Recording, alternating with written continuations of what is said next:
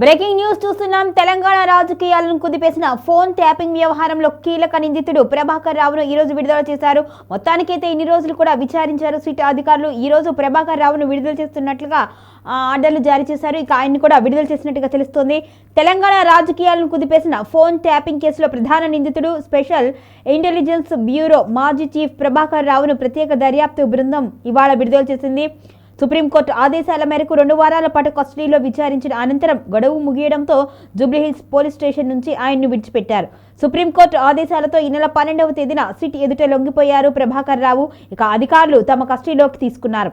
ఆయన విచారణకు సహకరించడం లేదు అని భావించి కస్టడీని పొడిగించారు. పదవీ విరమణ తర్వాత కూడా బీఆర్ఎస్ ప్రభుత్వం ఆయన్ను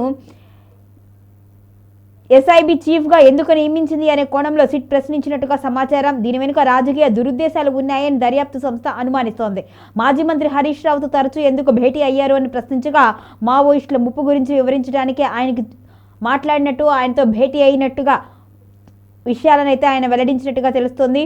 ఈ కేసులో భాగంగా మాజీ డీఎస్పీ ప్రణీత్ రావుతో కలిపి ప్రభాకర్ రావును విచారించారు. దీంతోపాటు మాజీ డీజీపీ మహేందర్ రెడ్డి, ఇక మాజీ సిఎస్ సోమ్ కుమార్ వంటి ఉన్నతాధికారుల వాంగ్మూలాన్ని కూడా సిట్ నమోదు చేసుకుంది.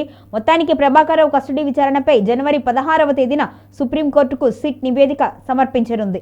మరోవైపు ఈ కేసులో తదుపరి చర్యలపై intelligence chief Vijay Kumar, Hyderabad CP Sajjanar సమావేశమై చర్చించారు.